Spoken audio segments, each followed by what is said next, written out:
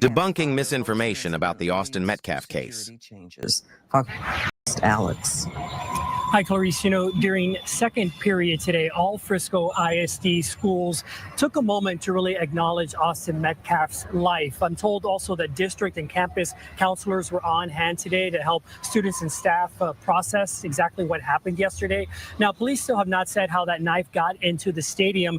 Meanwhile, Metcalf's mother and twin brother spoke on Fox News this afternoon. I pushed my hand on there, trying to make it stop, and I grabbed his head and I looked in his eyes.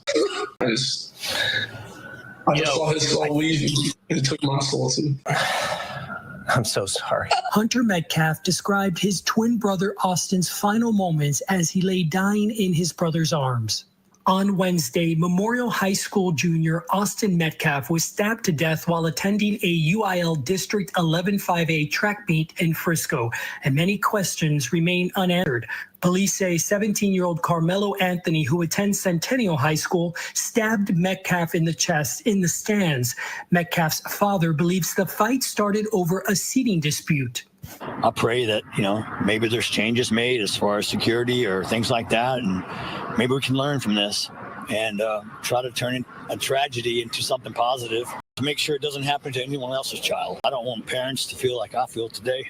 Shortly after the deadly encounter, a district spokesperson said that the stadium was immediately secured and students were released and sent back to their home campus on Frisco ISD buses. Crime doesn't discriminate age, and that unfortunately victimization could happen at any time, at any moment, even when we think that we are safe. Dr. Alex Del Carmen is a criminologist. Neither the district nor the Frisco Police Department have said what security measures were in place at the stadium on the day of the fatal stabbing. Del Carmen says no doubt the district and police will be looking closely at this. And what likely will happen is, they're going to look into the suspect's background and find out whether or not there's been signs that perhaps were missed by the family, by the school, and by law enforcement. I think that what really this does invite is a bigger discussion, which is, how much are we willing to give up in terms of our freedoms, in terms of the things that we take for granted for the sake of protection. And the track meet, of course, was suspended yesterday. Frisco ISD tells us that it has been rescheduled for next week, but did not release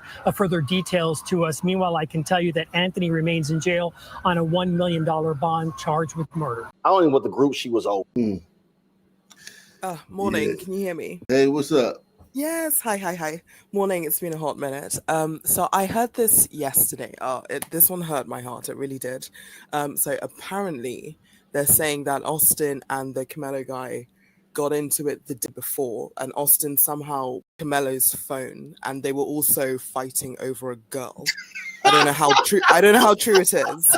So the next day, which was the track meet, it was meant to be. Are you serious? You're joking, no, right?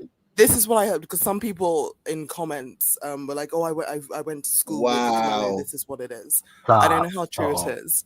So the day of the fight or the track meet, it was meant to be, I think Camelo came to fight Austin, and obviously I think went into their school's tent. And that's was like, need to move, flood the zone. They had never met each other. That was the first time they had met. Yeah, so I don't know, but either way, like this one really I don't know, such a guy with potential, and then this gremlin took him out. Wow, that is crazy. Black people are really going there on making up shit. That's crazy. This one. Those are the Chinese whispers I heard. So. Wow. Tonight, a man pulled a gun on employees at a local restaurant who refused to give him the Wi-Fi password. That man has... You gotta be kidding me, yo. Just when you think you can't make this shit up, yo. It's the best show in the world right now. See, you know what niggas is doing by trying to add all these additional facts and these scenarios. They're trying to make it seem like it takes a lot for a sudden man to kill you. Yeah, that you have to push them to the limit. It's like, no, they're happy. It don't. They have no emotional regulation, especially when they're armed. When they're armed, there's literally nothing to you. False confidence. You're fucked if he's armed. Now, if he's not armed, you're still in a bad shape, but if he's armed, you are screwed. New tonight, a man pulled a gun on employees of a local restaurant who refused to give him the Wi-Fi password. That man has now facing several charges against him. Fox 5's Denise Dillon is live in Cobb County tonight. Denise, police caught up with him rather quickly.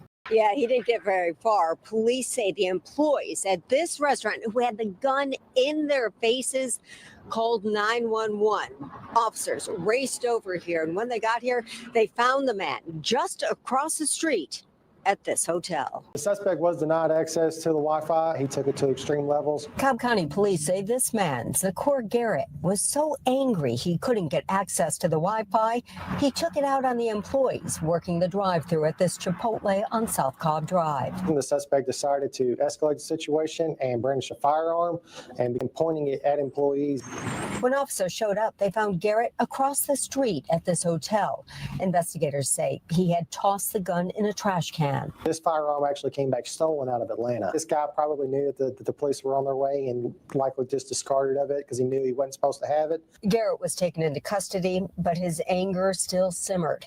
Police say while officers were trying to adjust his handcuffs, he punched one of them. The suspect swung at the officer, striking him, causing minor injuries. And while in the back seat of the patrol car, he kicked out a camera.